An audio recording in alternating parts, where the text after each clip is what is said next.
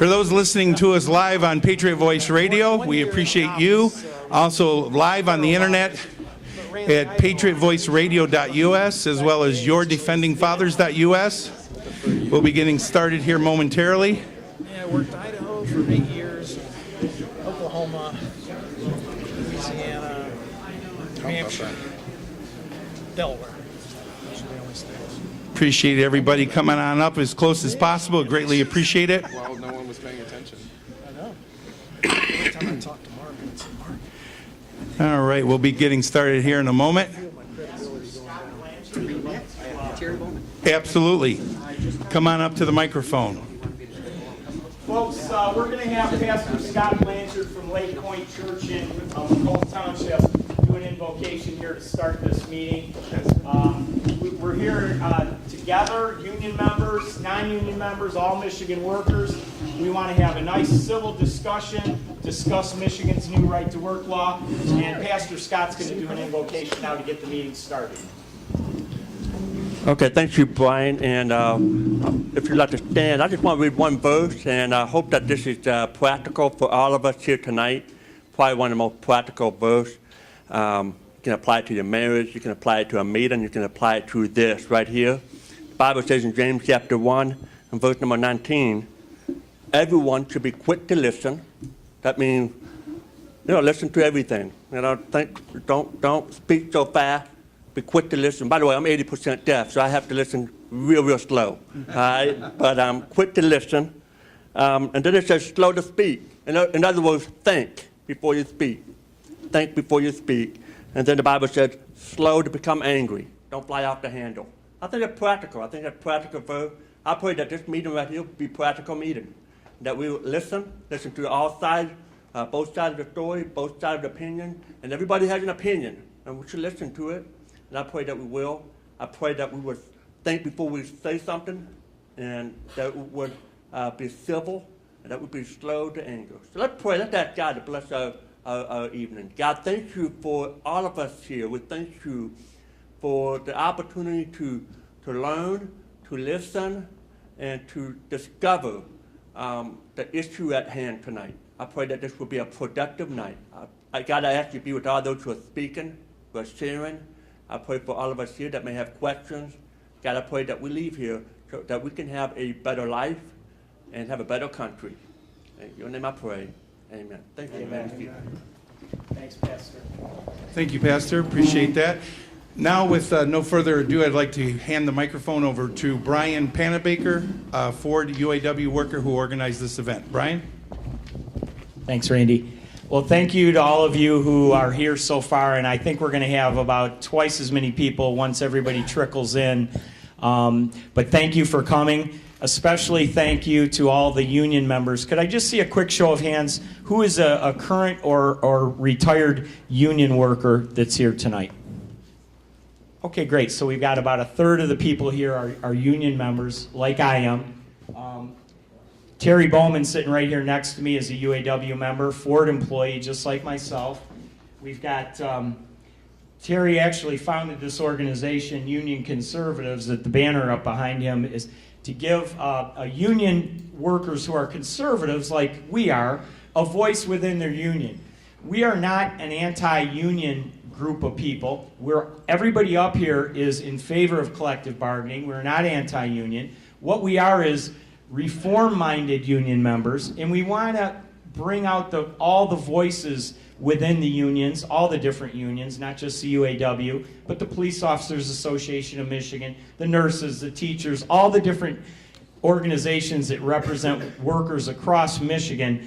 It's a very, very important thing for collective bargaining to take place, and we want to see that continue and prosper, but we need to have all the people that are represented to have a voice in their unions, and that's why we're doing this event tonight, so everybody will understand as we go forward. Right to work is not going to hurt unions, it's not going to end unionism, it's not going to harm unions, it's going to hopefully help unions become more representative of all the workers that they represent in the workplace.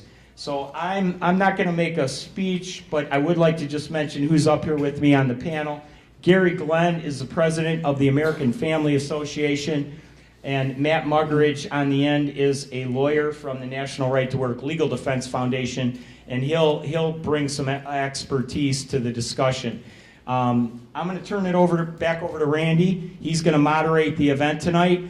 We'll just kind of go with the flow, let Randy run the meeting, and towards the end we will allow anybody who has a question to submit a question. Time permitting, we'll allow some comments at the end. We want to hear from a variety of viewpoints and different perspectives. That's what this is all about. We want both sides of the argument to be presented here so everybody can gain a better understanding of exactly what right to work is and what we are trying to accomplish here tonight. Thank you. Okay, thank you very much. Norm, are you back there with cards? Do you have cards for folks if they have any questions? Okay, Norm Hughes is in the back, so if any of you do have a question as we get going this evening, if you please just go back to the back there and write out your question for Norm, then he'll be able to send it up to us and we'll be glad to take it as we go along. Again, you're listening to Patriot Voice Radio on 94.5, 93.9 FM, and we're streaming on the internet as well, patriotvoiceradio.us or yourdefendingfathers.us. First, I'd like to give a formal introduction of the folks, panelists, again, that Brian just mentioned. On the far end down there, Matt, if you could raise your hand again. Matt Muggeridge is an attorney with the National Right to Work Foundation. His practice is concentrated mainly in National Labor Relations Board cases. He has also litigated privacy issues, the Freedom of Information Act, and union violence cases throughout the country. Many of his clients are non-English speaking employees, including agricultural, hotel industry, construction industry workers. He attended law school in Ann Arbor and at Ava Marie School of Law. He has fond memories of Joey Harrington, former quarterback of the Detroit Lions, and Alan Trammell while he was here in Michigan. He's an avid sports fan, especially baseball and hockey. He lives in Fredericksburg, Virginia with his wife and 5 children. Welcome, Matt.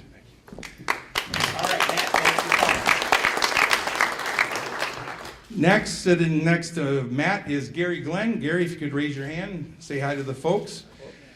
Gary has served as the executive director of the Idaho Freedom to Work Committee from 1980 to 1986. He's the only living person who has both successfully lobbied a freedom to work law through a state legislature and then successfully defended it from repeal on the ballot. The Idaho legislature overrode a Democrat governor's veto to enact the state's freedom to work law in 1985, and Idaho voters retained that law in November 1986, despite union officials outspending his pro-freedom to work forces by a margin of 3-1. Gary and former Screen Actor Guild President Charlton Heston, who appeared in a TV ad in support of Idaho's freedom to work law, were named co-recipients of the 1987 Freedom Fighter of the Year Award by Idaho's Center for the Study of Market Alternatives for leadership in that campaign. Gary also helped kick off the effort to pass right to work law in Oklahoma in 1985 and advised the ballot campaign that finally won passage in the year 2001. He's led a team of freedom to work operatives who successfully blocked efforts to repeal Louisiana's freedom to work law in 1985. Gary was recruited to move to Michigan 15 years ago by the Mackinac Center for Public Policy, specifically because of his expertise and leadership on the freedom to work issue. In May of 2011, Gary was a founding board member of the Michigan Freedom Work Coalition and counseled union members, legislators, and grassroots activists on legislative and media strategies who helped propel Michigan to become a right-to-work state. Please welcome the president of American Family Association, Gary Glenn.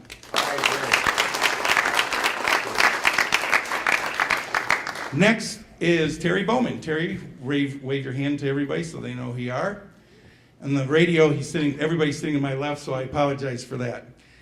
After 13 years of being flooded with far-left union political propaganda, he felt, as a UAW member, Terry decided in 2010 to start an organization of union members who disagree with political activities of their union officials. Since then, Union Conservatives has become a 501c4 nonprofit organization and has members in 35 states around the country. In 2012, Terry testified before the House Oversight and Government Reform Committee for a hearing entitled The Right to Choose, Protecting Union Workers from Forced Political Contributions. He's appeared on numerous times on Fox News Channel, CNN, CNBC, and others. A prominent figure in Michigan's right to work struggle and the defeat of Proposal 2, Terry won the prestigious 2013 Senator Everett Dirksenson Award by the National Right to Work Committee and has since been sought out by other states like Pennsylvania, New Jersey, and Ohio to share a message of Michigan's victory with workplace freedom. Welcome, Terry.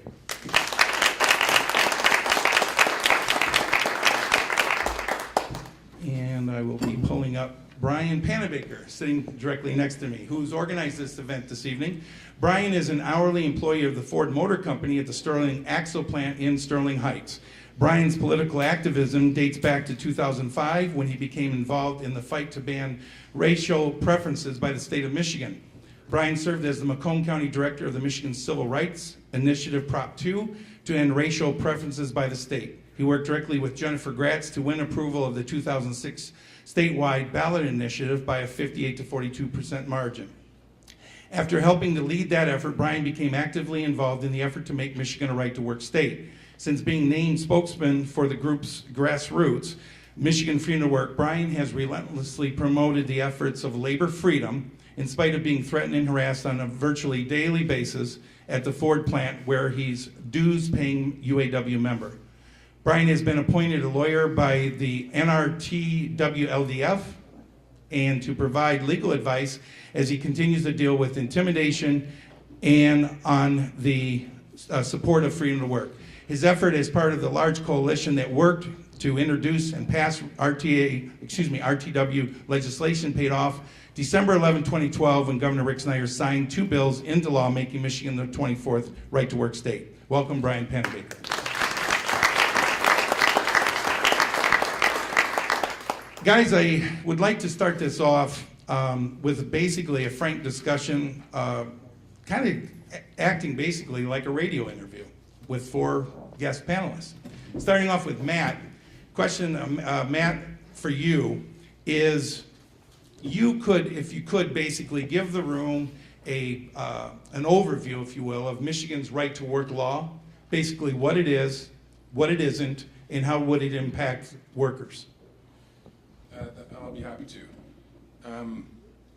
First of all, it might be helpful to know that I'm a practicing attorney. I'm not engaged in the political struggle for right to work cases. I work for an organization called the National Right to Work Legal Defense and Education Foundation, and it's a nonprofit legal aid outfit. And so cases come in through these days primarily through the internet inquiries, also through telephone and even mail.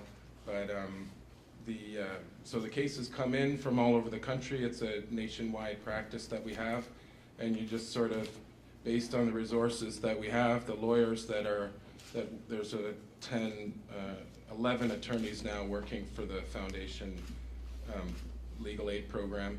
You just take the cases as they come, and try to do something good for workers' rights in the country.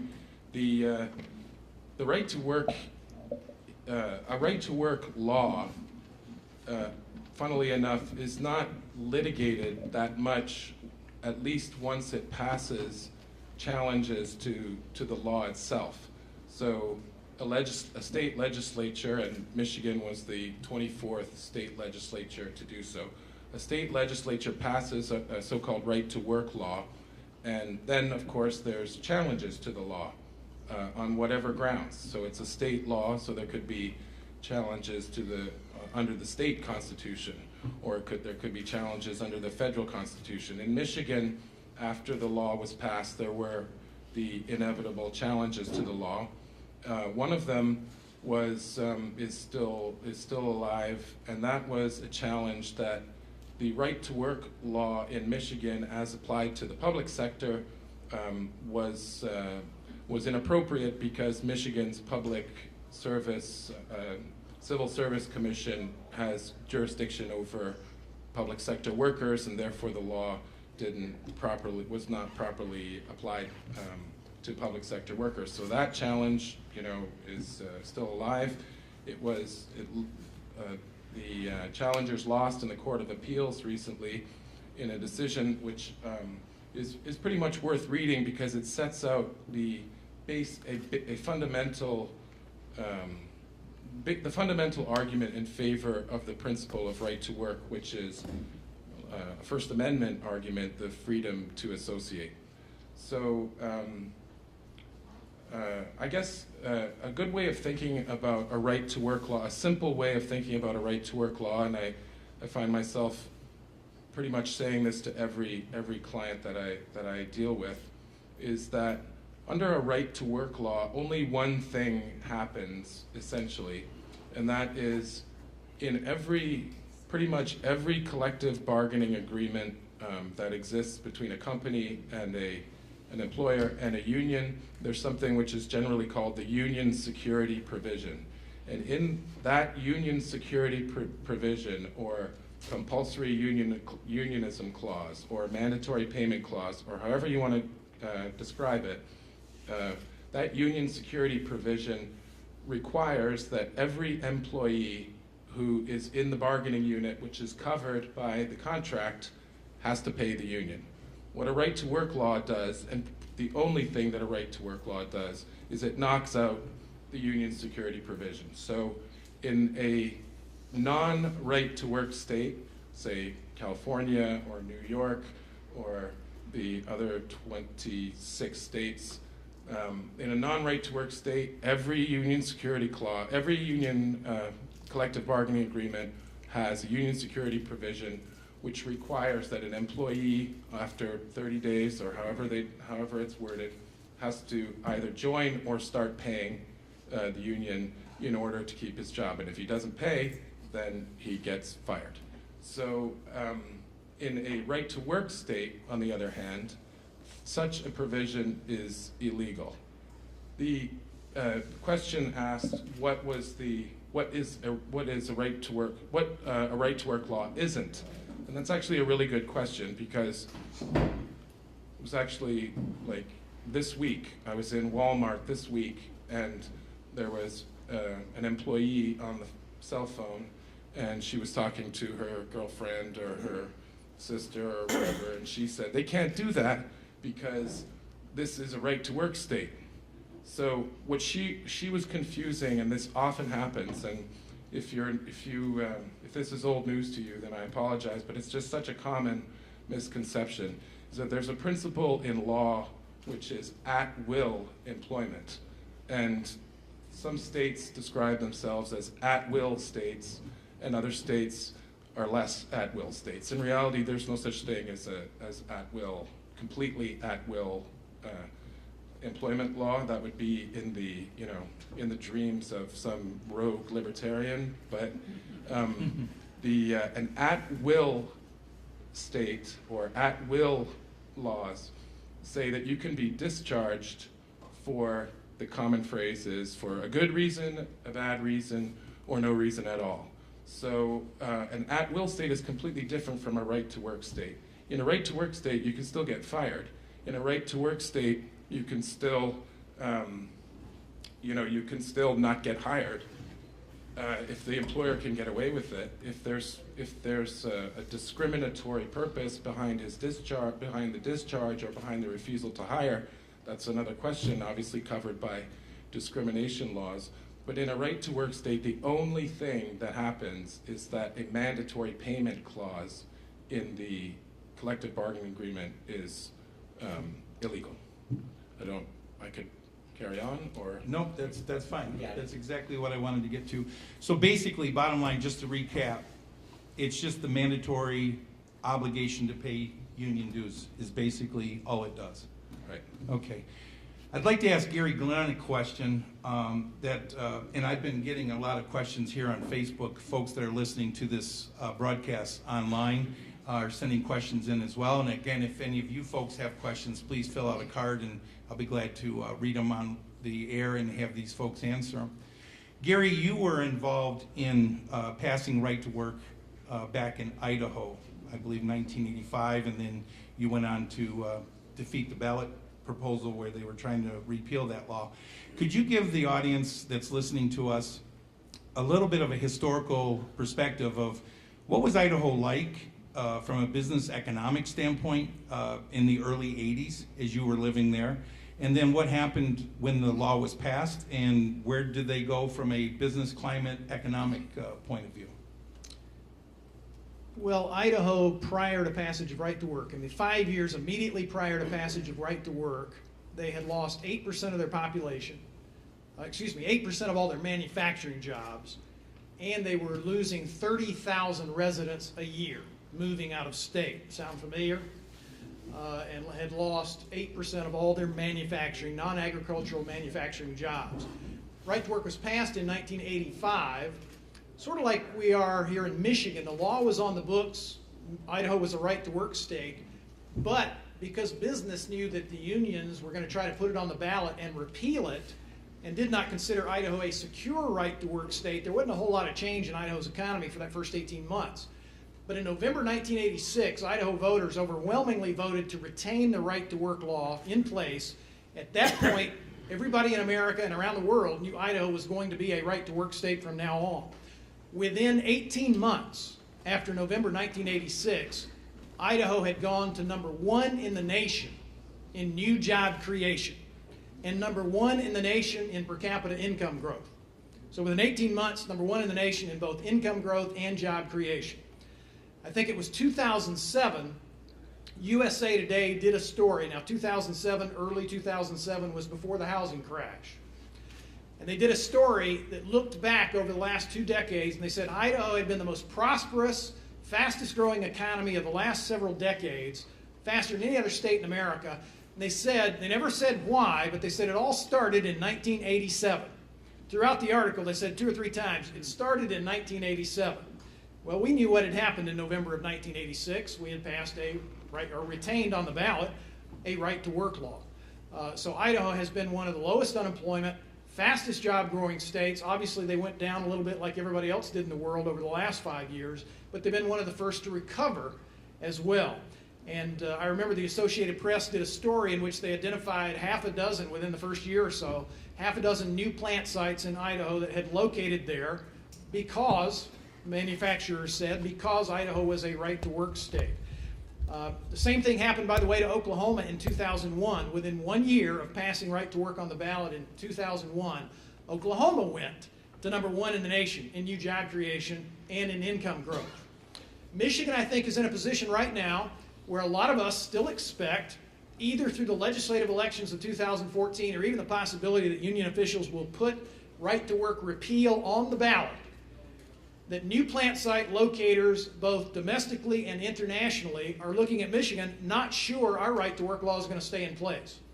But at whatever point business around the world believes that our state right to work law is in place and there to stay, I predict that Michigan is going to have the biggest economic explosion of any right to work state. Because of our infrastructure and our Great Lakes and our resources and our trained workforce, that Michigan won't just be another right to work state. Michigan will be the powerhouse right to work state in terms of new job creation and income growth. And compared to our history, for example, the last 50 years, and you don't get many studies that go that long, but for the last 50 years, from 1960 to 2010, Michigan ranked 50th in income growth. 8 of the top 10 income growth states in the country were right to work states. Over the last decade, Michigan lost, I think, 600,000 or 700,000 jobs. Worst job loss in America. Texas, the leading right-to-work state, gained 800,000 jobs. All the right-to-work states were leaders in job creation. The bottom 5 were Ohio, Indiana before it passed right-to-work, Michigan before it passed right-to-work, and California. A net 4 million Americans in the last decade have voted with their feet, meaning they left non-right-to-work states and moved into right-to-work states, where the jobs are. So I'm looking forward to that kind of future for Michigan, a future of individual freedom and a future of jobs for our children. I'd like my kids and grandkids to move back to Michigan. I've got one that left. I know there are people who feel very strongly about that. And I see already we've got signs of recovery, so I'm hopeful for my own family and for every family in Michigan that we'll have a freedom of future of freedom and jobs. Thank you. Very good. We'll have some more questions for you, Gary. Terry Bowman, I'd like to ask you a question because, Terry, you are a UAW worker at the Ford plant. Yes. And you found Union Conservatives. And why don't you tell the folks a little bit about that organization and why basically you founded it? Well, thank you, Randy.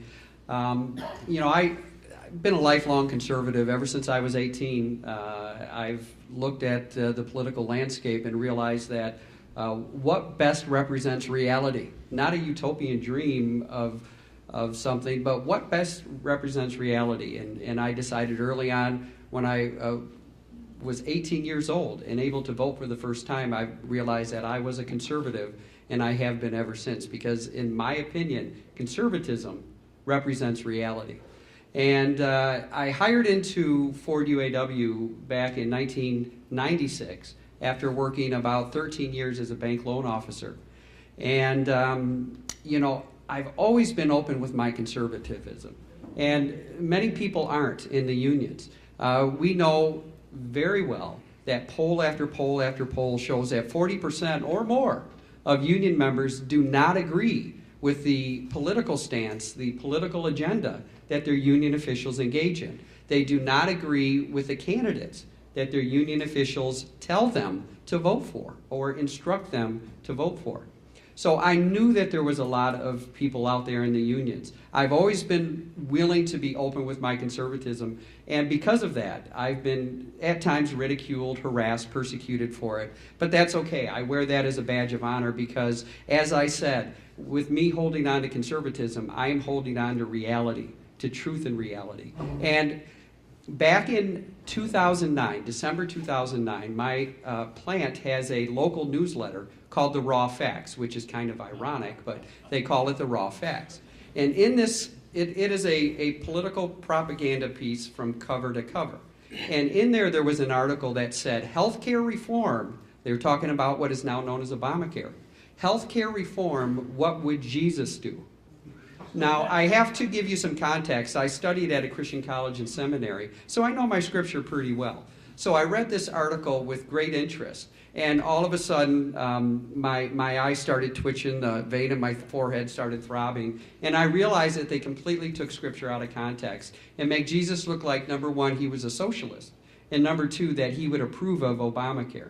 Well, it was at that moment that after 13 years being a member of the UAW, having my union dues used for a political agenda that I disagreed with, that I literally in the break room stood up and I threw the newsletter down and I said out loud, people were looking at me like I was crazy, but I said, enough, I can't handle this anymore. It has gone to the point where they're not only insulting me, but they're insulting something that I believe in very strongly, outside of the conservatism. So in 2010, I decided that somebody has to do something. And of course, when you say that, who better to do something than yourself? So in 2010, I organized and started a group called Union Conservatives, where I wanted to organize conservatives in the union because, like I said, I know there's a lot of us out there. In fact, the Scott Walker recall in Wisconsin just last summer, 38% of union households said that they voted to keep Scott Walker in office in exit polling. Now, if 38% said that in exit polling, I can guarantee you more than 38% actually did, because a lot of them would be scared to admit it as they walked out of the polling. So that is the organization, and our major focus has been this right-to-work battle here in Michigan. And because of that and our success with workplace freedom, with all the hundreds and thousands of grassroots activists here in Michigan, with the people in the high ground and the people in the grassroots, it is a message that other states are hungry for. You know, I used to travel around the country with Union Conservatives, and people would hear that I was from Michigan, and they would kind of go, oh, you're from Michigan? Oh, you know, I'm so sorry to hear that. Now I go out, and they say, you're from Michigan? Wow, is that exciting? Please come over here and tell me about your state and what's going on in Michigan. So it's something exciting because we now have something that other states are hungry for. And it's been exciting for me and exciting for other conservative union members in Michigan to see how this is working out so well. So thank you. I've got a follow-up for you. You were a banker, a loan officer. Yes. Why in the heck would you go into a Ford UAW plant to be a line worker? Well, I'll tell you, this is, and I'll tell this real quickly. I had someone call me about 6 months before to apply for a loan. He wanted to buy a $120,000 boat, and he wanted to borrow $90,000 on it. And he asked me what he needed to apply for the loan. So I told him everything he needed, and he showed up the next day. He walked into my office, and he wore a Ford UAW shirt on. And one of the things that I needed from him was copies of his tax returns. And he was a cleaner at Ford. In fact, when he came in, he was dirty and oily and greasy and grimy. And he sat down, he handed me his tax returns, and I about fell off my chair. He was making close to $140,000 a year. This is back in 1996. Now, I had given a loan to a dentist earlier that day, home equity loan, I believe, who was not nearly making that much money as this cleaner at Ford Motor Company. And it just happened to be that about 5 months later, my aunt won an application through the lottery at Ford, and she called me up and asked me if I wanted that application. And my mind immediately went back to this individual who was making 4 times the amount of money I was.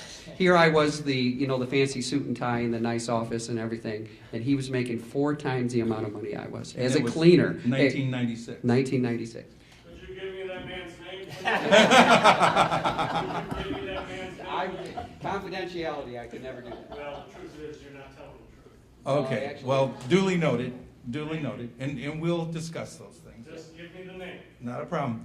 Question for Brian Panabaker. Brian, you work at the Sterling Axle plant.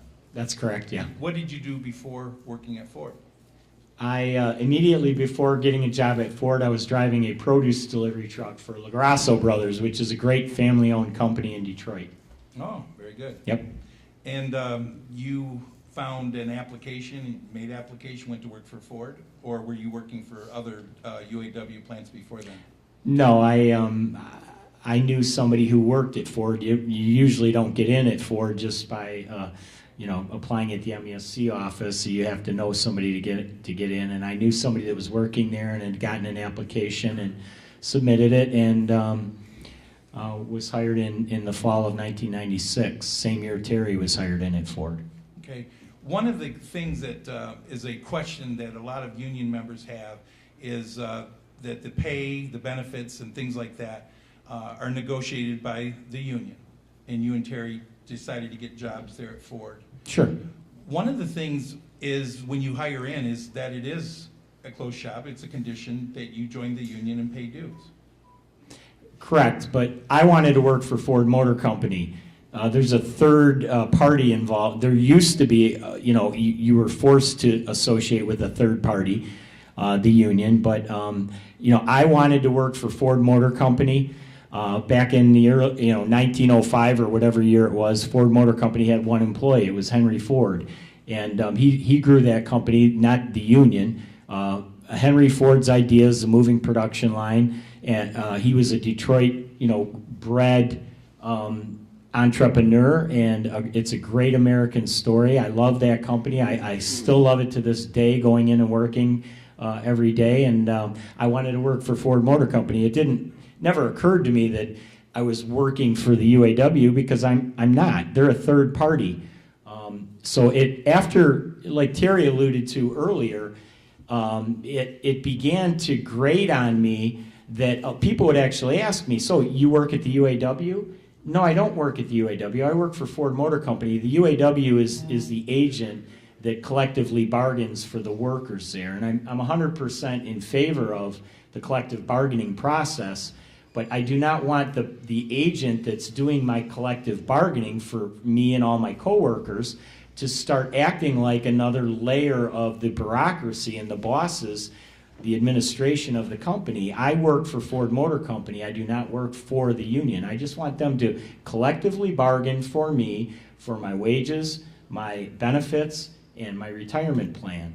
I do not want them to dictate or try and tell me who I should vote for, what my political views should be, and unfortunately, that's the role the union has kind of taken on, Randy. They've become more political than they are focused on collective bargaining. And that's your opinion? That's my opinion, sure. Absolutely.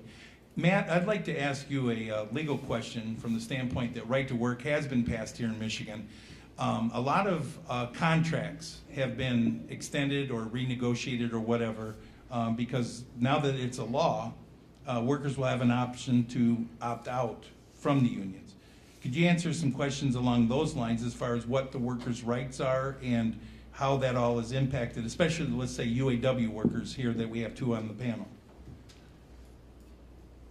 Yes, I'm not personally handling any Michigan cases, but I'm familiar with some of what's being discussed and potential litigation surrounding the passage of the right to work law here, specifically with respect to contracts. So the law took effect on whatever it was, March 28th, 2013.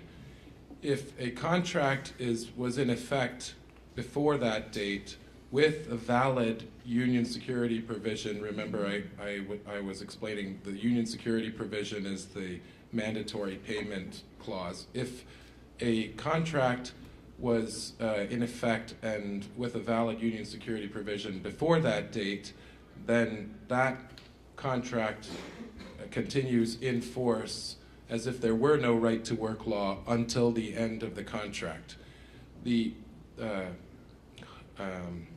A very thorny question, I think, is, and I have to say I don't know of specific litigation that's in the hopper regarding this issue, is what if, knowing in advance that the drop-dead date of March 28th was coming, an employer and a union, and it's not just the unions, it's also the employers,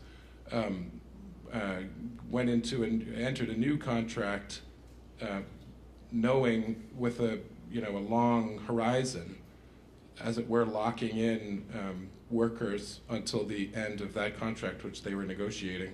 Let's say on, for the sake of argument, let's say in February of 2013, the parties entered a collective bargaining agreement with a 5-year or a 10-year horizon. Then you've got a problem because the right to work law won't apply to those workers for a long time. So then you'd have to challenge the good faith of the negotiation if the company and the union or the state the school district, let's say, if they were kind of in cahoots together to extend out the, as they were extending out the old law. I mean, you understand the problem. So that, I think, is one of the thorniest issues regarding the contract, the timing of the contract issue. Gary, in speaking along those lines, there were a few school districts that actually did that exact thing. Could you comment from your perspective what took place there with those school districts and what the reasoning was purely to circumvent the law and what the effects were on the workers? Yeah, this was not a matter of opinion. It was routinely reported in the news media. I think there ended up being about 50 school districts that did this, that opened the contracts for renegotiation early in advance of the March 28th effective date, specifically to extend it, just like was mentioned here a minute ago, so that employees would continue to be compelled to give money to the union under threat of being fired. And I guess the question is, and I don't know that it's going to be litigated, was there anything wrong with that? But anyway, about 50 school districts did it. And what that did was deny the employees in that particular bargaining unit the freedom that's going to be enjoyed by others, and that is the freedom to choose for themselves whether or not to join or affiliate with or pay dues, financially support a union in any way. Randy, if I can add to that, you asked me about the situation in Idaho. I want to quickly make one additional point, that before Idaho passed a right-to-work law, it was in the West, the Rocky Mountain West, with 4 right-to-work states: Arizona, Nevada, Utah, and Wyoming. And we used to make a point every year when the AFL-CIO's wage study came out. we would do a news release and point out, because it was the case year after year after year, that without a right-to-work law, Idaho's wages were lower than the 4 right-to-work states in the West: Arizona, Nevada, Utah, and Wyoming. And so when we passed it out there, we not only gave employees the freedom to work, but the freedom to work for higher wages is what's been the result. Let me read you a definition. I think this puts it so well. I assume we don't have anybody in here, and I ask this because I've actually heard this in these kind of meetings. I assume we don't have anybody in here who thinks a right-to-work law prohibits unions, right? Nobody that believes that right-to-work. Is your question rhetorical? No, it's not. Does anybody in here believe right-to-work law outlaws unions? We're brighter than that. Okay. Anybody in here believe right-to-work laws outlaw collective bargaining? We're brighter than that. Good. Who are you talking to? Good. Well, I'm just telling you, I've heard this from people who are opposed to right-to-work. Just asking a I'm question. not sure you heard it from, like you heard a guy made $194,000. No, 140. No. Well, let me read this definition to you. Let me read this definition to you. I'll read it. Okay, folks. I want to read this definition with you, and listen closely, including the man who has an objection, and tell me if you don't agree with the definition. Excuse me, folks, please. Now, here's the definition of a right-to-work law that I agree with. First of all, remember that a right-to-work state, it is totally voluntary whether or not you decide to join the union and pay union dues. If you think your local union is doing a good job representing you in negotiations for improvements, then we hope you join. If you feel it isn't doing a good job, then it is your right not to join. I agree with that definition of a right-to-work law. It goes on. The law speaks to one narrow issue. The right-to-work law means that employees have a right to join or not join the union. It is the employee's choice. It does not mean that workers don't have the right to form unions. They do. In fact, there are many workers all over the country who have strong, effective unions in right-to-work states. I agree with that explanation of right-to-work laws. Does anybody in here disagree with that explanation of right-to-work laws? Sir, I if see you one or could, two.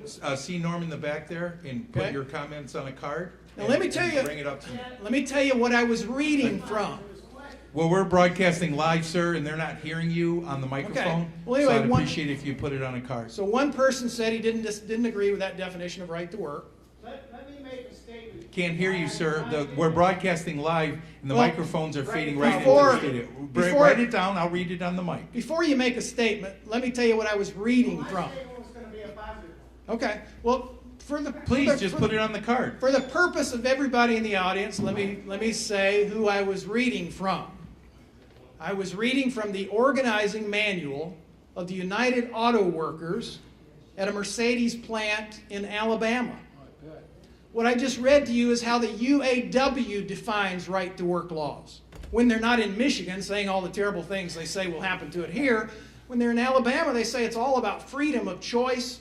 If they do a good job, you'll join. If they don't, you have the right not to join. It doesn't mean you can't join a union. It doesn't mean you can't have collective bargaining. And in fact, it means that there are many workers all over the country who have strong, effective unions in right-to-work states, according to the United Auto Workers. One of the questions that came up, Terry and Brian, I'd like to ask you both this question and take turns on it. What information has been shared with you guys as UAW members from either your local or your union representative? What information have they shared directly with you guys, being line workers, about what your options are upcoming regarding the right-to-work law? I can answer that question, Randy, in one word: none. We've had no information whatsoever, and I'm not making that up. We've gotten none, and I've begged for it. I pleaded with my local union president, Lorenzo Robinson, to come to this meeting, sit on this panel, and offer their side, their argument. He declined. I said he could bring anybody he wanted here, including Bob King. He declined. So we want the information. There, like Randy alluded to earlier, there's 40% of my coworkers who are conservatives who tend to vote differently than they encourage us to vote. We want a dialogue. We want a discussion. We want information. We're not getting it from our union leadership. So the answer to your question is none. I've been given no information whatsoever on how the right to work law will affect us when it takes effect in Michigan. Terry, would you concur with that? I would concur with that, Randy, and I'd like to back up here. You had asked the question about the school boards extending the contracts. Right. Something that I think a lot of people may not realize is the school boards and the unions got together, conspired to extend these contracts, which in effect denies workers the brand new rights, freedoms, and protections that come with Michigan's new freedom to work law. And they did this using taxpayer money. And this is absolutely egregious that they would do this with taxpayer money, denying workers their rights. And I think that's horrible. You had also asked Gary had mentioned about union workers and the fact that what right to work actually does, what freedom to work or workplace freedom, use your term whichever you feel comfortable with. What it actually does is it holds union officials answerable and accountable to their union membership. Right now in a forced unionism state, union officials can basically put their feet up on the desk and because they know that the workforce are forced, everyone in the workforce is forced to support them, whether they do a good job or a bad job. What right to work does is it injects free market principles in between that relationship between worker and union official. It has nothing to do with employer. It injects free market principles between that relationship. And it all of a sudden brings in competition for that worker's loyalty, something that forced unionism states do not have. Imagine a restaurant where you would be forced to spend your money and eat every day as a condition of employment, and it was the only restaurant in town. What would happen to the cost of the food, the service that you receive, and the value of the food that you receive? It would all suffer because there's no competition. What right to work does is it brings in competition for that worker loyalty, and all of a sudden union officials have to throw their feet off the desk and say, you know what, we've got to work to earn that worker's loyalty. And I can tell you as the president of Union Conservatives, I receive emails from members who have moved to states that are current right to work states that say, wow, am I getting much better service from my union down here than I was getting in Michigan or Ohio or wherever they were before. So that's a great thing, and that's why freedom to work is not anti-union, it's actually pro-union worker. And it's all about the worker is why this was passed and why it's a good thing. Hey, Randy? Gary, you have a comment? Yeah, I just wanted to add that there was at least one case in one school district where the school board, in return for extending the union security, the compulsory unionism provision, actually demanded wage and benefit concessions. And that was agreed to. So union officials actually bargained for a contract extension that resulted in lower pay and less benefits in return for getting another 5 or 10 years or however long it was of compulsory union dues. They sold their members down the river for locked-in union dues, compulsory union dues that went in their pockets. Yeah, so that certainly calls into question the assumption that every negotiation a union performs on behalf of the bargaining unit is in the best interest or to the benefit of the members of the bargaining unit. In that case, it certainly was not. Very one-sided. Sir, if you could, just put your comments on the card, and I'll be glad to read them into the microphone. So, One-sided opinion. very good. Duly noted. Put your comment, your opinion on a card. I'll be glad to read it into the microphone. Thank you.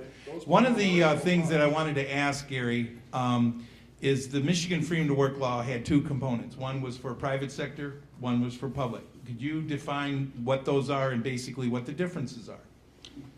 Well, the National Right to Work Legal Defense Foundation attorney can address this as well if he wants to, but all private sector employment in Michigan is regulated by federal law, the National Labor Relations Act or the Railway Act or some kind of federal law if you're in the private sector. And the only thing federal law allows any state to have any discretion about in terms of labor law for private sector employees is whether or not to make compulsory financial support of a labor union optional, to give employees freedom to choose. That's the only thing we can do at the state level. So we passed a state freedom to work law that applies to private sector employees, obviously. The state has total jurisdiction over all public employees. All the labor law regarding public employees, state, county, municipal, etc., is under state law. We also have a state freedom to work law that gives the freedom to choose to public employees. The Court of Appeals just ruled, for example, that it applies to all state employees. That'll be appealed up to the state Supreme Court. I expect the state Supreme Court will uphold the Court of Appeals, and it will apply to civil servants who work for our state. And as a matter of, philosophy, I don't think somebody ought to be forced to give a private organization money for the privilege of working for their own government. I think if we fell short in passing that freedom to work legislation, it's because we didn't give to firefighters and police officers the same freedom of choice that we gave to every other employee, private and public, in the state of Michigan. Now, one of the options that the state has regarding public employees, they do not have any jurisdiction over private sector employees. But one of the options the state has for public sector employees, and I expect legislation to present itself to this effect, is to say that a union can only represent and bargain for and contractually bind employees who voluntarily choose to join and pay dues to and affiliate with the union. So that only the employees who pay dues to the union, if they're in government sector employment, are covered by the union contract.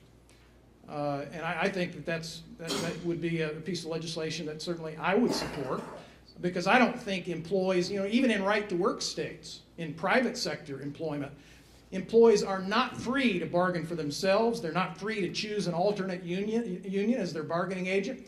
Even in a right-to-work state where they're free not to join or financially support the union, they still are forced by federal law to accept a single union that 50% plus one of the workforce voted for as their exclusive bargaining agent. So 50% plus one vote for that union. The other 49.9% are forced, even in right-to-work states, to accept that union as their bargaining agent, don't have any other choice about it. I think they ought to have that choice too. And in Michigan, for public sector employment, the legislature could extend the right-to-work philosophy even further and say that, and I would assume union officials, because you hear them complaining about it on a regular basis, I assume union officials would support legislation to say that their contract no longer covers people who don't financially support the union, but covers only those who voluntarily join and pay dues to the union. I think that's the way it ought to be. And at the state level, we can do that regarding public employment. I hope we will. Well, that brings up a point. Terry, you had a comment you wanted to make? Well, we talked about private sector, public sector. One thing we didn't really mention is federal workers. Interestingly enough, John F. Kennedy, back January 17, 1962, Executive Order 10988, signed an order that said, employees shall have and shall be protected in the exercise of the right freely and without fear of penalty or reprisal to form, join, and assist an employee organization or to refrain from any such activity. So what John F. Kennedy basically did January of 1962 is he gave federal employees the right to form, join, or assist any union, or simply to refrain from any such activity. In other words, he passed right to work for federal employees, and they have had that since 1962. So this is really something that we just want to, or have just extended to other employees in Michigan that federal employees have had since 1962. So I just wanted to mention that as well. One of the common statements that are brought up, I'm getting chat messages here. What would you say, and this is for all four of you, whoever would like to take this question, talking about if folks decide to drop out of the union or not pay dues, they're still going to be represented by the union. And the fact that they become basically freeloaders at that point. How would you explain that particular issue? Well, of course, the term you just used, Randy, is a pejorative meant to characterize these workers who simply exercise their individual freedom of choice in some negative capacity. What they are is captive riders. They don't have any choice under law about who represents them. They're contractually bound, whether they want to be represented by the union or not. They have no choice about it. And as we illustrated with at least one case in one of the school districts where the union officials agreed to wage and benefit concessions in return for getting 10 more years or whatever it was on their compulsory union dues flow. Every negotiation is not necessarily to the benefit of the employees being negotiated for. You add to that the fact that unions today have become hyper-partisan, politically motivated organizations, taking positions on issues that have nothing whatsoever to do with working conditions. For example, the NEA lobbies for gun control. The UAW on its website talks about reproductive freedom and abortion rights. The AFL-CIO unanimously passed its executive committee a resolution supporting homosexual marriage and cross-dressing rights on the job. Doesn't matter where you stand on those issues. Obviously, there are employees who are members of unions who have differing views on those issues. They shouldn't be forced to give money to a private organization under threat of being fired that then uses their money to lobby for causes the employee doesn't support. In many cases, it's a matter of religious conviction. And a great example, I'm president of the American Family Association of Michigan. I'm one of the two co-authors of the Marriage Protection Amendment that was on the ballot back in 2004, saying marriage is only between a man and a woman.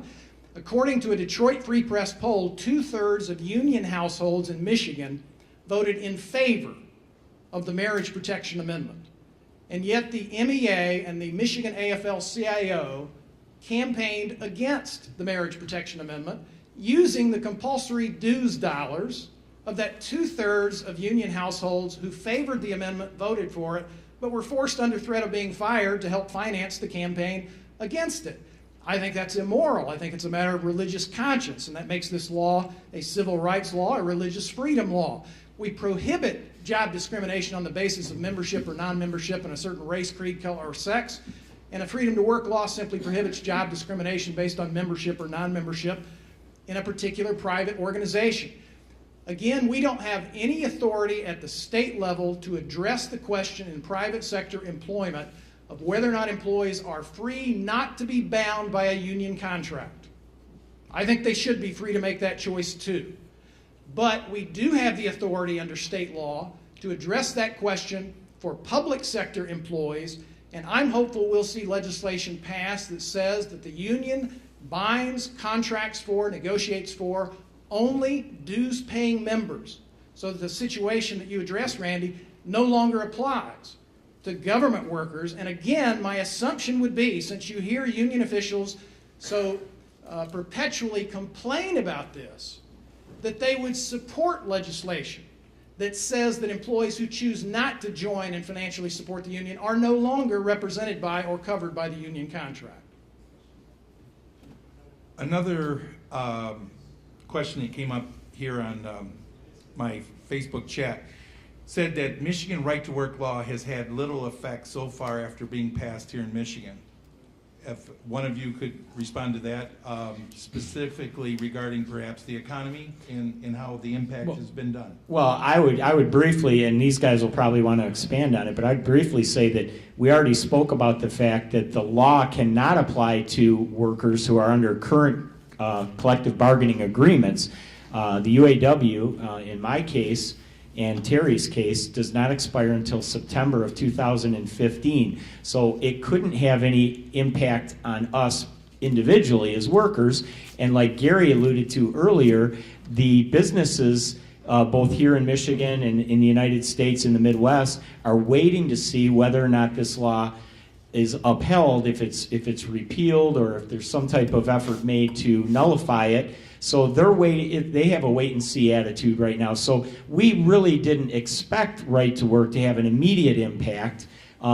It's going to take several years before the real effect of right to work is seen. So I think we just all need to be patient and wait for the effects of right to work to take place. And there's plenty of history in other right to work states, like Gary spoke about earlier, where the results can be seen. It's going to take a couple of years.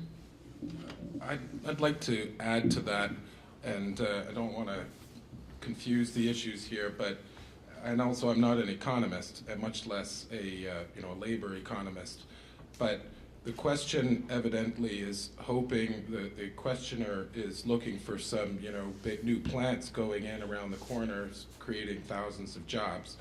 But I really do think it's important to, when you're thinking about the legal issues, is that right to work is not based on an economic theory, at least from a legal standpoint. It's not based on an economic theory that if you have a right to work law, there'll be more jobs and there'll be more upward mobility and everyone will move to your state, et cetera, et cetera. Right to work, at least from the Supreme Court's point of view, is based on the notion that we have a freedom to associate, and that's an essential and primary freedom in the U.S. Constitution. So the freedom to associate also has its corresponding freedom to not associate, sometimes called the negative freedom of association. So when you talk about the right to work law having producing good economic benefits, I'm sure that they do, and I've seen numbers that suggest that they do, but from a legal standpoint, what's most important is that in our country, individuals have rights that might be ought to be defended by the law, even in the face of majority oppositions.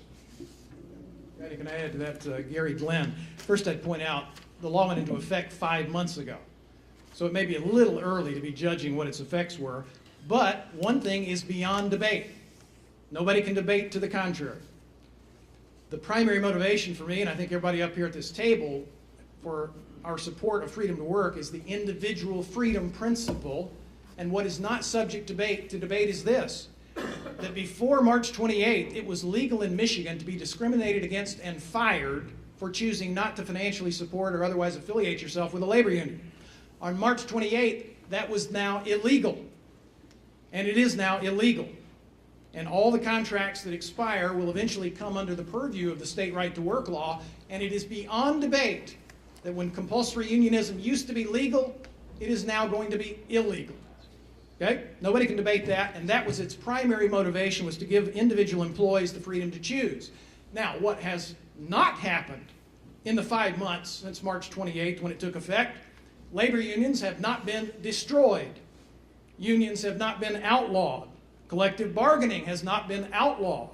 All of these terrible things we've been told by opponents of right to work would happen if you gave individual American employees the freedom to choose haven't happened. That's what you're going to see happen over the course of the next 2 or 3 years. We're going to get 2 years down the road, we're going to look back and say, we still got unions. We still have collective bargaining. You still have the UAW. But none of these terrible things, I mean, to read the opponents of right to work's propaganda, you would think that as soon as you cross the border into a right to work state, you were entering some third world poverty-stricken, jurisdiction. I mean, has anybody been to Florida or North Carolina or Georgia or Texas? They're doing pretty well in terms of job creation. Texas had 60,000 new union members. I believe it's over the last 10 years. While Michigan lost tens of thousands, or did we lose 100,000 in the UAW and other unions?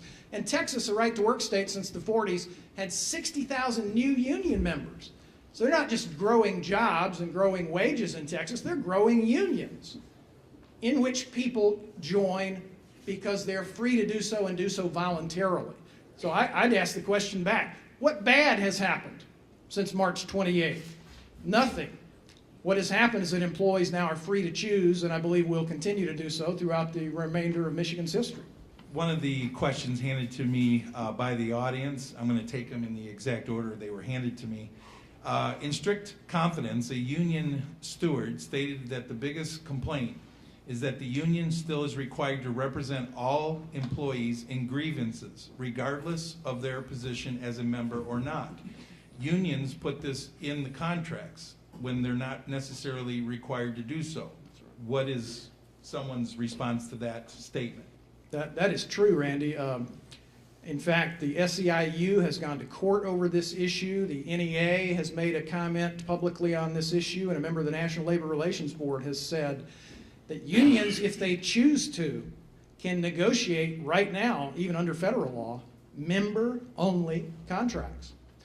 In fact, in some workplaces where they can't get 50% plus one of the workforce to vote to certify the union, the SEIU has been trying to start what they call micro units, so that they go in, and if 25% of the workforce wants to be a member of the union, they want to be able to have that 25% have a union and engage in collective bargaining, a micro unit, even in a workplace where the majority doesn't certify a union.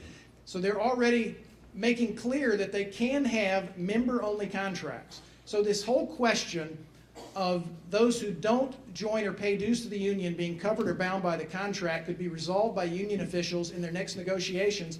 Just negotiate with Ford for a member-only contract where the only people bound or covered by that contract are those who voluntarily join and pay dues to the UAW.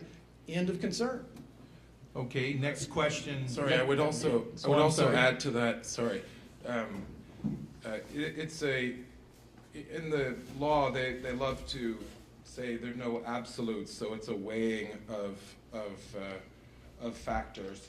So here the factors that are being weighed are, well, the union is paying. I'm using scare quotes there, paying because they got the money from compulsory dues, but the union is paying for the grievance process for these non-members who are supposedly having a free ride and taking advantage of the grievance process and reaping all the benefits merely because they don't want to pay their way.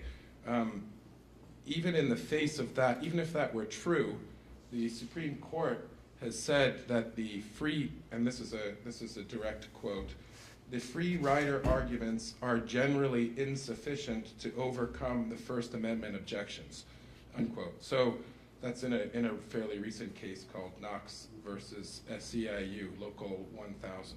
So even if the worst were true about these free riders, at least from a legal standpoint, it wouldn't be enough to according to the Supreme Court, it wouldn't be enough to justify imposing on the First Amendment rights of all employees. And the other thing is that it's impossible to measure what the benefits are of representation. So you can have a collective bargaining agreement which benefits those with more seniority, so it discriminates against younger workers. Or you can, you can have a collective bargaining agreement which, so basically not all people will benefit from the collective bargaining agreement. It's hard to put an exact measure on that. So if you can't measure the benefits exactly, and you're burdening, as the law, like the word the law likes to use, you're imposing on people's First Amendment rights, then the sort of safer course, at least under American law, is to say, well, we'll protect First Amendment rights, and there might be some side effects that not everybody's happy with. That's at least how the law looks at the question. Terry, you have a comment? Yeah, real quickly. Think about this idea of members-only contracts. And when I get into debates with union officials, I always bring up this members-only contract, and they always back away. They say, no, we can't do that. And the reason is, I think, is very interesting because they want to be able to control everybody in the bargaining unit. They do not want me as an individual to be able to negotiate my own wage, salary, and benefits. Why is that? Because what if my work ethic is different than somebody else's that I work right next to, and I go up myself to the personnel office and say, you know what, compare these statistics, these ratios, I am a much better worker than this person, I'm much more productive. I deserve to make another $1 an hour more than this worker. What if the employer then says, you know what, we want to keep you, and you're exactly right. We want to pay you $1 more an hour than this other person. What would happen then to the union negotiating power if the contract? So they do not want these members-only contracts because they lose their absolute power. Right now with those collective bargaining security clauses, they can control everybody in that bargaining unit, but they can't do that in a members-only contract. It also bears mentioning that in a lot of other countries where unions are extremely powerful, I'm thinking of European Union countries right now, this members-only bargaining, so you can have multiple groups bargaining with the employer, as opposed to the U.S. system, which is sometimes described as exclusive representation. So under members-only bargaining systems, unions can still flourish. Under U.S. law, we have exclusive representation, which sort of gives an excuse to people to say, well, look at all these free riders. We got to represent them, and they're not paying their way. You know, I just sat on a panel down in Florida this past weekend, and a gentleman by the name of James Shirk from the Heritage Foundation actually did a study where it shows that under 10% of union members in the United States actually voted their unions in. All the rest of them have been grandfathered in as a condition of employment. Just an interesting factoid. Yeah, and a good example is Ford Motor Company, Terry, where you and I work. They do not have recertification votes, which is something most of these folks here do not realize. No one that I work with or that Terry works with at Ford Motor Company voted to have the UAW represent them. No one. There was one vote taken back in the 1940s. And no one has voted to recertify the UAW since. So think about that for a second also. One of the questions here from a union member says, I am an AFSCME member. My union president scared everyone into passing a new contract on March the 26th. The contract did not save the city I work for any money and did not benefit any members. It was basically a 2-year lock into a contract. So the remaining members must pay dues for the next 2 years. Do I have any recourse knowing that this was done to us? Well, there's been one case that's been filed by the Mackinac Center for Public Policy Legal Foundation that was didn't prevail at the district court level, I think, but they're appealing it to the Court of Appeals. So there's one case that's in litigation that's going to address that question as to whether or not those contracts were legitimate, if they were done exclusively to avoid the effect of right to work. I just provide one more example. From my history in Idaho, there was a paper mill owned by the Potlatch Corporation. And in a time of economic downturn, which Idaho was in before we passed right to work, management offered to pay the guys who ran the boilers because they were so critical to the plant's operation. They put a wage freeze on everybody else, but the boiler operators were so critical, they offered to exempt them from the wage freeze and raise their salary. And the union demanded that they be paid the same as everybody else. So those employees ended up supporting Idaho's right to work law because they felt being bound by the union contract had given them detriment, not benefits. They were actually being paid less because their union officials demanded they be paid less than what management was willing to pay them. So it ought to be up to the individual employee to decide whether or not being represented by a union is in his or her best interest. Let the individual decide whether he wants union representation. Let the individual decide whether or not to financially support a labor union, which does far more than collective bargaining. It's all involved into politics on issues and candidates that the employee doesn't necessarily support. This issue is all about individual freedom of choice. And thankfully, employees in Michigan now are going to be free to choose, just like they are about which church they belong to. See, I think my church benefits the whole community. The whole community, not just those of us who go to my church. I think it benefits the whole community. I think the Boy Scouts benefit the entire community. I think Catholic Charities and Knights of Columbus benefit the entire community.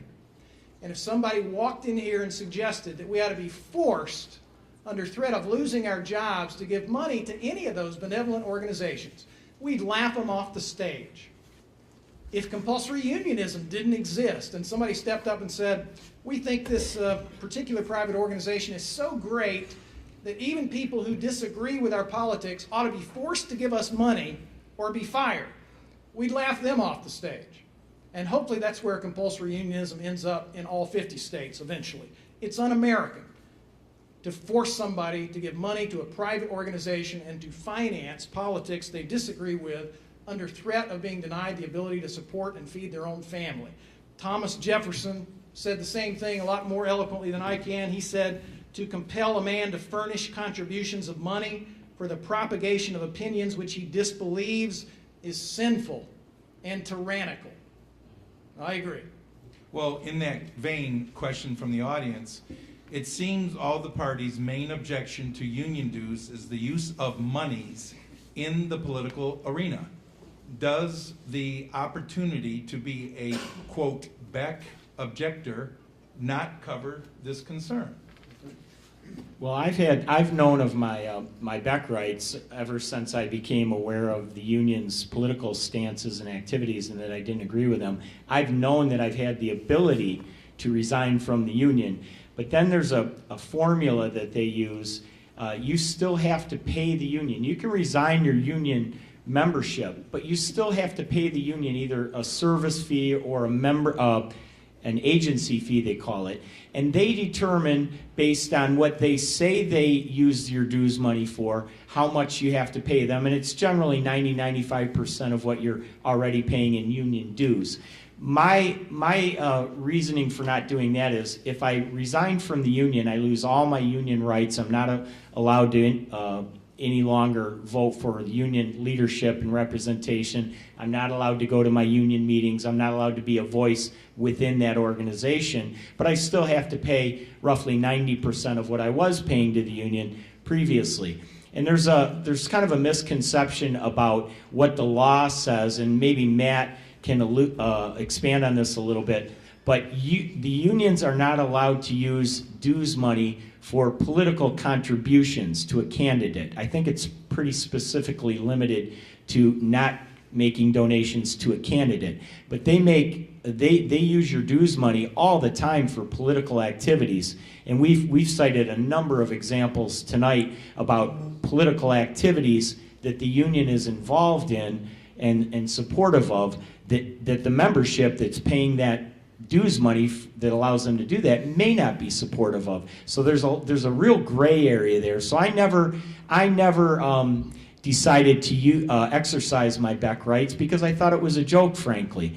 I wanted Michigan to become a right-to-work state, where if I got completely fed up with the political activities of my union, I could completely stop paying them anything whatsoever. And that way I would be 100% sure that none of my money was going to support political activities that I did not support. And a piece of paper here, Brian, with you on the microphone, says, and it's a question from the audience, does Brian accept all the wages and benefits negotiated by the UAW? Absolutely I do. I pay my dues, and the collective that's the part of the union I do support, is collective bargaining. That's exactly what I want them to do. What I don't want my union representation to do is get involved in political activities supporting things like abortion and gay marriage and different things that I do not support. And I feel it's my right as an employee to work for Ford Motor Company, a company I love to work for, without having to be forced to pay money to a third party who's involved in those kind of activities that I don't support. So yes, I do accept the benefits, the wages, and the other things that the union negotiates for. That's exactly what I pay my dues money for. What I don't want them to do is all the other political stuff. Any other comments on that? Sorry, go ahead. Yeah, I would just give you a couple of examples, and you decide whether or not you think these so-called Beck rights are a sufficient guarantee of your First Amendment rights or your individual freedom or rights of conscience. Let's say you're pro-life, and you're told that you don't have to give money to Planned Parenthood to pay for the abortionist and what he does, but under threat of losing your job, you do have to give money to Planned Parenthood to keep the lights on and to pay the secretaries and pay for the phone bill. Would that be a sufficient guarantee of your freedom to choose for you as a matter of conscience? Or let's take it the other way philosophically. Let's say you support gun control, and you're told that you don't have to give money to the NRA to pay for the lobbyists who go to Congress and lobby for Second Amendment rights, but under threat of losing your job, you are forced to give money to the NRA to pay for the secretaries and keep the lights on and pay for the paper bill.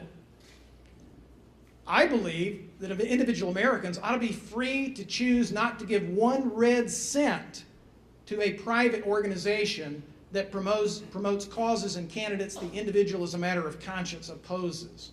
That's what being an American is all about, I think.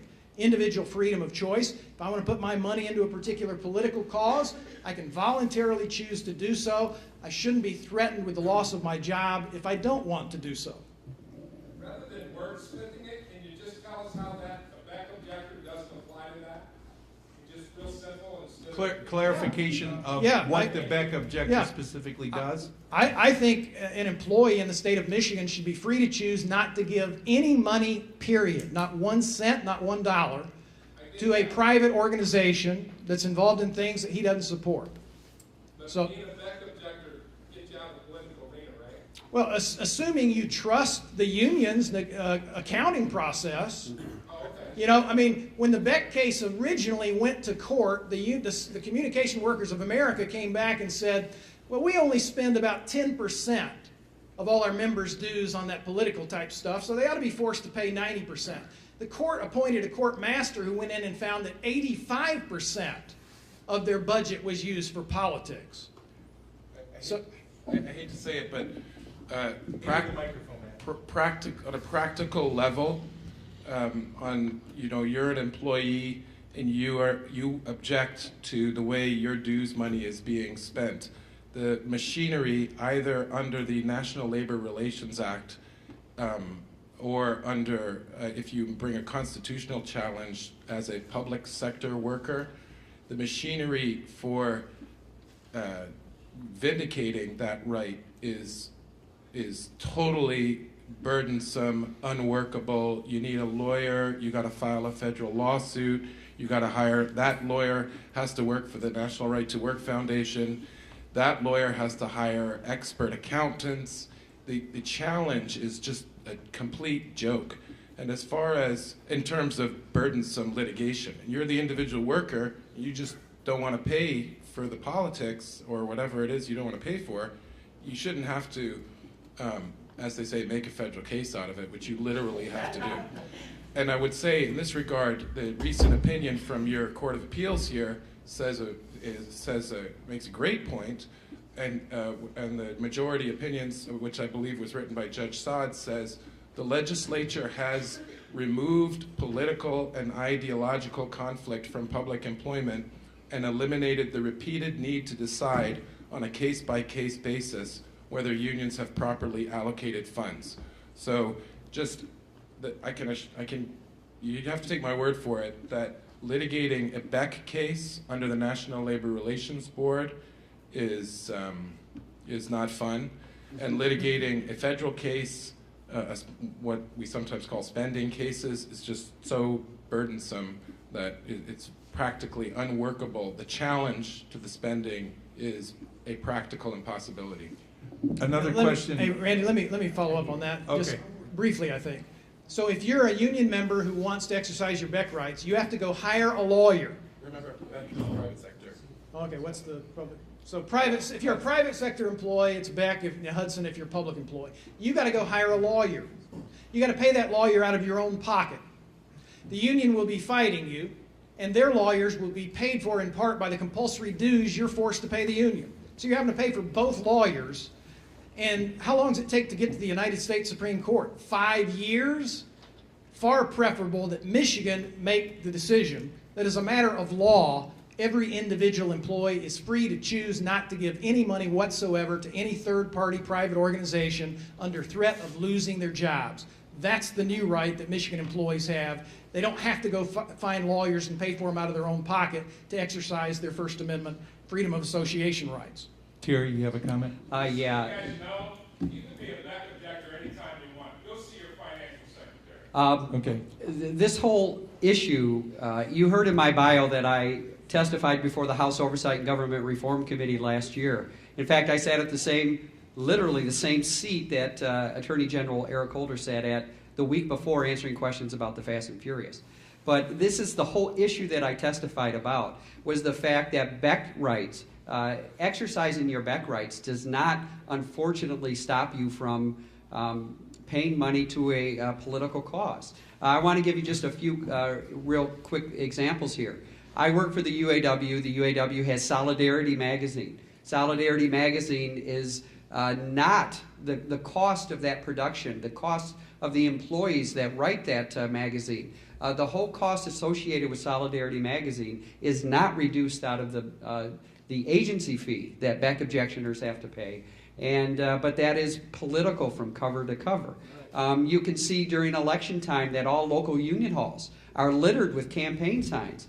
But is the property taxes, the utilities, the salaries of the people that work at the union halls reduced out of the agency fee? Unfortunately, no. And the list goes on and on. In fact, if you have a few 2.5 hours to spare and you have nothing better to do than stick your eye with a pencil, you can see the whole hearing online, or you can actually go and just hear my 5-minute opening testimony. My testimony basically said this, is that unions seem to be unwilling to govern themselves on the use of money for political activity. And there's really only one answer because of that, and that is a right-to-work law, where the aggrieved, which is the worker whose money is being used for a political cause that they disagree with, that the aggrieved is not aggrieved upon right from the beginning. In fact, the Knox case that Matt talked about, the majority opinion, I believe it was Alito, he actually said something, and it gets into a little bit different area, but the question of whether or not there should be an opt-in instead of an opt-out is an interesting thing that I think we need to look at in the future, of whether or not employees have the right to opt out, or should employees who want in actually have the ability to opt in instead. I think that's an interesting question that should come down the line further. For the questioner who I think might have left the building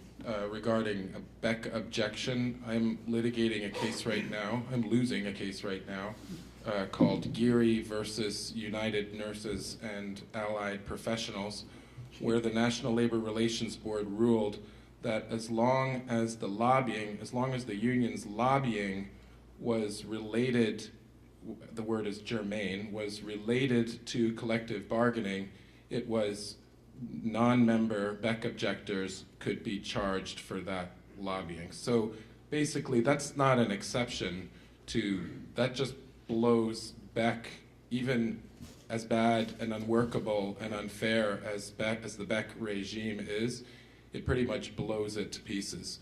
And so if the argument that Beck provides a sufficient safeguard for employees who wish to refrain from their money being spent on politics, I'm afraid it's just simply not true. Beck is unworkable, and it's about to be dynamited by the current. Let me National put that in Relations layman's Board. terms, Matt. Beck is a joke, and that's why I never filed for it. 2 questions from 2 different union members. Both are public union members. I'm currently in a public union. What is there to stop management from cutting my pay if they know that I'm no longer a member of my union? And the other public worker says, are public workers going to be treated differently, the same, or whether or not they stay in the union or drop out? That from 2 different public union workers. Whoever'd like to take that one? Well, the answer to the question is under Michigan law, the way it is now, under this exclusive representation policy, public employees who belong to the union or don't belong to the union, they're covered by the same contract. They have no choice about it. So they're all going to be paid the same. They're all going to have the same provisions. No choice about it. Good or bad, they don't have the choice. So if they drop out of the union, they're still going to be paid the exact same thing. Now, if they get their pay reduced because of lack of performance, that's an entirely different issue. And I think the place where the Michigan legislature needs to address public employment in Michigan is to extend right-to-work protections to firefighters and police officers and allow them to have the, to exercise their patriotic duty if they feel so inclined to work for their local government in public safety without being forced to give money to a third-party private organization. And also to give employees the freedom to choose a different union to represent them if they want to. or to bargain for themselves, so that we can remove this entire question of who is and who is not covered in the future. Hopefully, at least for government workers in Michigan, the only people covered by a union contract will be those who voluntarily join and pay dues to the union. Okay, next question from a union worker. Can a second quote-unquote union come in and recruit unhappy union members currently in their business, their place of work? The answer to that question is no, because of the exclusive representation clause, which is, if you pull out your contract booklets, it's usually right in the first paragraph or right in the first page. It is another reason why unions will not give up that exclusive representation clause.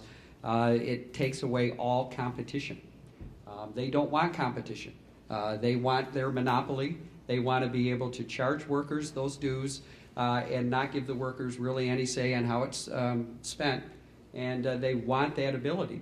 They are afraid to give up that monopoly and give workers the right to choose for themselves.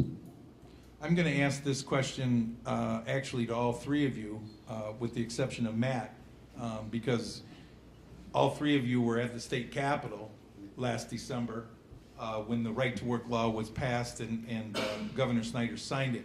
But the question is, where does Governor Snyder stand on the new right to work law?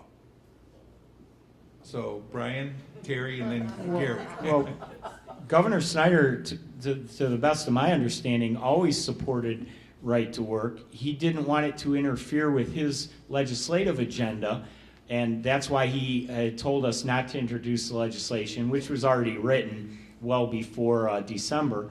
But it's such a messy issue because of the way unions operate through threats and intimidation and harassment. He knew they would put 10,000 union dues payers on the front lawn of the Capitol and cause all kinds of other problems for him. And so but he has always supported the right to work law. And when it eventually did reach his desk after Bob King tried to preemptively prevent it from ever being introduced, he signed it. And he had always intended to sign it if it reached his desk. He just didn't want to let it reach his desk. It wasn't on his agenda. No, it wasn't.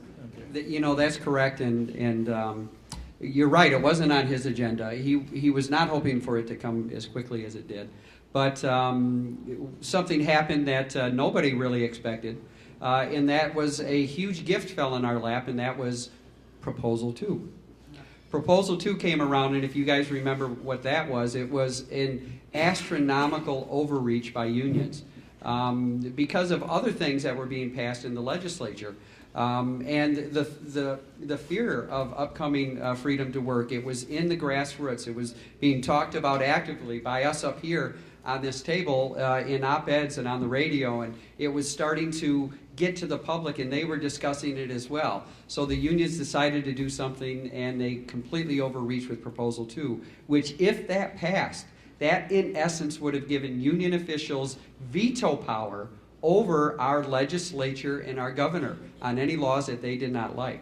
So when Proposal 2 went down in November 2012, think about this: in a state that voted for Obama by 8 points, Proposal 2 went down by 15 points. And I can tell you many union members that I work with that might not even agree with right to work voted against Proposal 2 because they knew it was incredulous and it was just a vast overreach, power grab. So in the way they were going to do that, Terry, just to interject, in Proposal 2, they were going to actually amend our state constitution.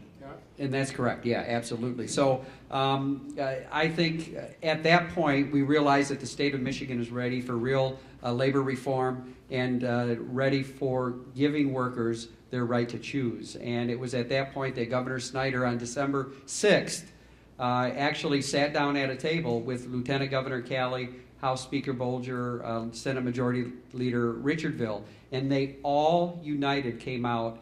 And their messaging on that was exactly as it should be, that this is all about worker freedom and workers' right to choose. Gary? And Terry was at that same table, Yes. being humble here. Yeah. Yes, I was on the lawn that day. I got my picture taken with Brian. I got my picture taken with Terry. I got my picture taken with Jesse Jackson. When Governor Snyder was running for governor, it was on videotape. He said, "It's not on my agenda, but if it comes to my desk, I'll sign it." That's pretty blunt. He said, "If it gets to my desk, I'll sign it." And I don't doubt that he did not want it to get to his desk. But thanks to the efforts of some people in this room like Norm Hughes and Chris and Ron Babin, Terry Bowman, and Brian and other courageous union members, Our Lady down at the University of Michigan, Melinda Day, union members. In fact, we had news conferences, I think 6 or 7 news conferences in June of 2011, 6 or 7 different cities across Michigan, and the only people speaking were union members who were in favor of right to work. So I don't doubt that the governor didn't want it to come to his agenda, to his desk, but we put it on his agenda whether he liked it or not. And he signed it into law. And he's done a great job of defending and explaining the principle behind right to work ever since. It's a matter of individual workers' freedom to choose for themselves about what organizations they will or will not affiliate with without the threat of being discriminated against or fired, whatever their choice. They're just as free today to join and pay dues to and financially support a union as they were before right to work. What's new is they're now free to choose not to and not fear the loss of their job for that side of the equation. Okay, another question from the audience. How many years do the unions have to attempt to try to reverse or repeal the newly passed right to work law? How many bites of the apple do they get at trying to get this done?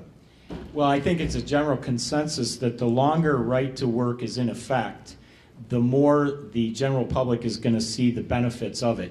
So after 2 or 3 years, when right to work really begins to take effect in the state of Michigan, I think that the unions will no longer have a say because the population, the vast majority of voters out there, are going to see the benefits, and they're not going to want to let the unions take it away. So that's what the unions really fear, is that people will see the benefits of right to work, and they won't want it to go away. So that's it's going to be a short-term thing. I think over the next couple of years, the unions will try desperately. They're going to target Governor Snyder. They're going to try to retake the governor's office, retake the majority in the legislature. If they're not able to do that relatively quickly, the benefits of right to work will begin to show. Jobs will begin to be created. Businesses will begin to move here and expand in the state, and the voters will see the benefits, and at that point the unions will become insignificant and inconsequential. Anybody else? Well, I definitely think November 2014 is a watermark, and everything I'm doing is preparing for that fight through November 2014, because as hard as we worked on getting it passed, we have to work even harder to defend and protect those new rights, freedoms, and protections that Michigan's 629,000 union membership now are able to enjoy. Well, when their contract expires, I guess I should say. And so I think November 2014 is a watermark, although it could go past that. They could do it at any time. I mean, they could try to do it 10, 15, 20 years from now, if freedom to work is still in effect. I am usually a states' rights kind of guy. However, when I think something is a clear and complete violation of the Constitution and the First Amendment right of freedom of association, I think that right to work there should be a federal right to work law across the country. Let me just add one thing, Gary, real quick to what Terry said. You're hearing about states passing right to work. Non-right to work states, compulsory unionism states over the last several years passing right to work. You're not hearing about right to work states rescinding right to work and going back to compulsory unionism. That's not the direction